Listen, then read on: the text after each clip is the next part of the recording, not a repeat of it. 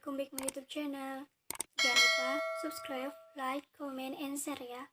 Oke, next. Kita lanjutin ya ceritanya. Bab 8. Kembalinya Aurel. Keesokan harinya. Seperti biasa, Naya saat ini tengah membersihkan halaman rumahnya. Naya menyapu halaman rumah yang banyak diguguri oleh dedaunan kering. Diikuti nyanyian yang ia buat sendiri. Gadis itu tidak mengetahui apapun yang ada di sekitarnya. Meskipun rumah sendiri, namun ia tidak tahu akan ada CCTV yang terpasang di depan rumah.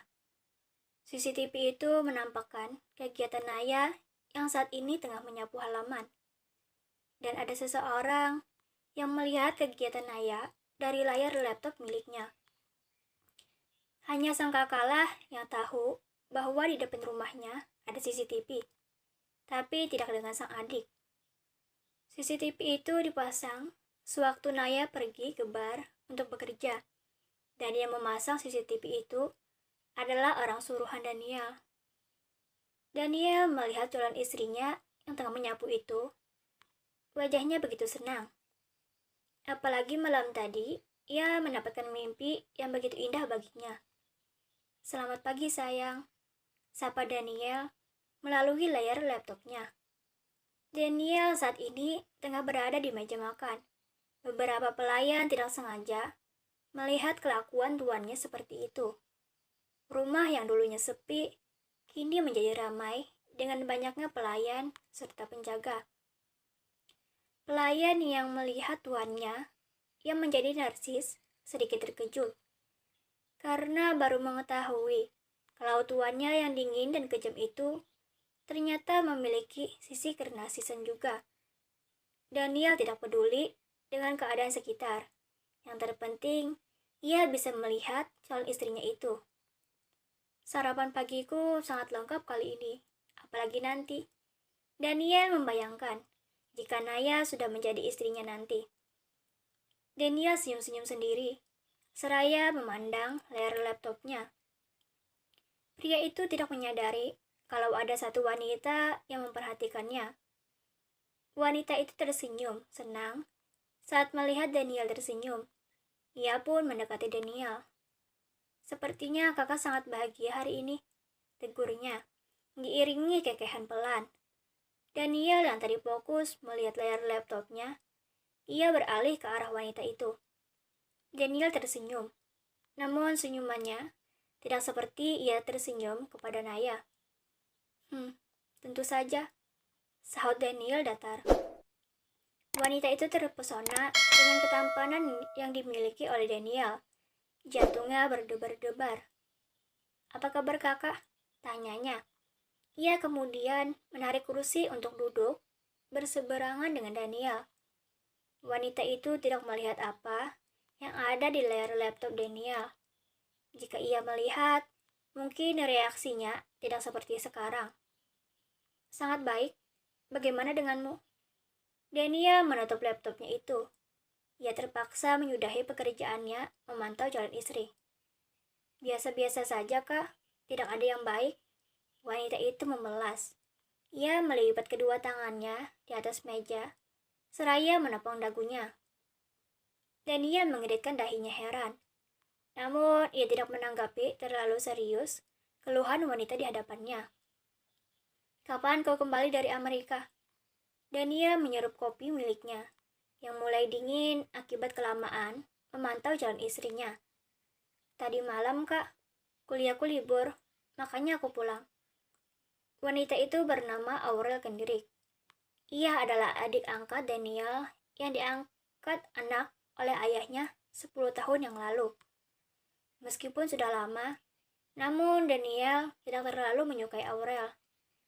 Semenjak ayah Daniel meninggal, Aurel dipindahkan ke Amerika oleh Daniel. Karena Daniel tidak suka jika Aurel mengganggu urusannya seperti dulu. Aurel berumur 19 tahun. Ia kuliah jurusan kedokteran di Amerika.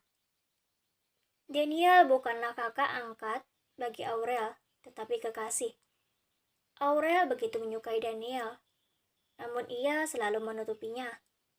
Di balik wajah polos wanita itu ada satu rahasia, serta kebohongan yang besar ia simpan dengan rapat. Saat dirinya dikirim ke Amerika, ia begitu tidak senang karena akan berpisah dengan Daniel. Namun, apalah daya jika Daniel sendiri yang mengirimnya ke sana. Kapan kau kembali? Daniel begitu tidak senang kalau wanita di hadapannya akan tinggal cukup lama dengannya. Jika tidak karena ayahnya begitu menyayangi Aurel dan menitipkan kepadanya, mungkin Aurel sudah ia musnahkan di muka bumi. Aurel yang mendengar itu memanyunkan bibirnya tak suka. Ia menghela napas kesal. Mungkin 1 bulan lagi, Kak. Ada apa? Itu kebohongan. Yang jelas-jelas, ia harus kembali minggu depan. Tentu saja Aurel tidak ingin kembali ke Amerika. Ia hanya ingin berdekatan dengan Daniel. Baiklah, kau akan tinggal di apartemen milikku untuk sementara, ucap Daniel. Makanlah dulu, baru pergi ke apartemen, sambung Daniel. Daniel segera beranjak dari duduknya. Ia langsung pergi, meninggalkan Aurel sendirian di meja makan. Tak lupa dengan laptop miliknya. Aurel tidak masalah kalau Daniel meninggalkannya. Yang terpenting, Daniel mempercayai kebohongannya barusan. Sebab Daniel tidak pernah mengurusi kuliahnya di Amerika. Akan kusingkirkan wanita manapun yang mendekatimu, kakak tersayang. Batin Aurel, ia tersenyum licik. Sementara di tempat lain, Naya tengah bersiap-siap untuk pergi ke kafe tempatnya bekerja. Salah satu teman kerja tengah menunggunya di halaman rumah. Ia sedang duduk di atas motornya. Naya sedikit terkejut saat teman kerja itu ke rumah untuk menjemputnya. Tidak seperti biasanya. Itu semua tentu saja ada hubungannya dengan pria yang bernama Daniel. Bahkan motor yang akan mereka kendarai adalah motor dari pria tersebut. Sudah siap? Ayo, ujar Naya. Teman Naya bernama Camilla yang biasa dipanggil Mila. Mila menyerahkan satu helm kepada dan Naya langsung memasang helm itu. Keduanya sudah berada di atas motor. Motor itu melaju dengan kecepatan sedang, meninggalkan halaman rumah Naya. Satria yang menyaksikan itu hanya bergeleng kepala. Secita itukah kau tuan kepada adikku? Gumam Satria. Hari semakin siang. Kafe tempat Naya semakin ramai pengunjung. Namun, keadaan di dalam kafe itu tiba-tiba menjadi tegang karena ulah seorang wanita. Apa kau tidak punya mata? Bentak dengan suara tinggi. Maaf Nona, ini bukan salah saya, tapi Andalah yang sengaja membuat saya jatuh sehingga saya menumpahkan kopi ke baju Anda. Sahutnya membela diri sendiri. Wanita itu sangat marah karena pelayan itu malah menyalahkan dirinya balik. Lancang sekali kau menuduhku, dasar pelayan rendah. Plak. Wanita itu langsung menampar pelayan tersebut dengan begitu kasar. Sampai-sampai tubuh pelayan itu terhuyung ke belakang. Untunglah ada Naya yang baru saja tiba di tempat perkelahian itu. Ia langsung membantu teman kerjanya. Ada apa ini? Tanya Naya. Ia menatap ke arah wanita kaya yang sombong itu. Pelayan rendah itu sudah menumpahkan kopi ke baju gue. Cepat ganti rugi. Benar begitu, Ma? Tanya Naya kepada teman kerjanya. Irma yang ditanya oleh Naya, ia langsung saja bergeleng. Keadaan pun semakin membingungkan. Banyak yang menonton kejadian itu. Mereka tidak ada yang bersuara. Tunggu sebentar, Nona. Naya pergi meninggalkan kerumunan. Naya pergi ke ruang pemantau CCTV untuk melihat kejadian sebelumnya. Ia melihat dengan jelas kalau yang salah adalah wanita sombong itu, di mana wanita itu dengan sengaja menghalangi jalan Irma. Kau sendiri yang membuat masalah, Nona, ucap Naya bergeleng kepala. Naya memindahkan bukti itu ke laptop kecil untuk dibawa keluar dan dipertunjukkan kepada semua orang. Maaf, Nona, Coba diingat-ingat lagi, siapa yang salah? Karena saya mempunyai buktinya, CCTV di kafe ini selalu aktif. Naya dengan tenang mengucapkan kata-kata itu. Ia mengancam dengan cara halus. Namun, ancaman dari Naya mampu membuat wanita sombong itu terdiam. Ia menatap Naya dengan kesal.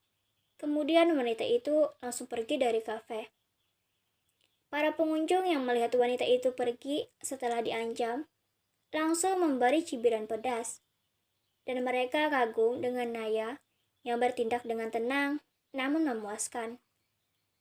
Irma yang nyatanya tidak bersalah, langsung memeluk Naya. "Terima kasih, Nay," ucapnya. Naya terkekeh. Ia membalas pelukan dari Irma. "Kau sangat berani, Mah. Kau membalas tuduhannya tanpa terbata-bata." Mereka tertawa. Keadaan pun kembali normal, seperti sedia kala. Terima kasih. Jangan lupa subscribe, like, comment, and share ya. Dadah.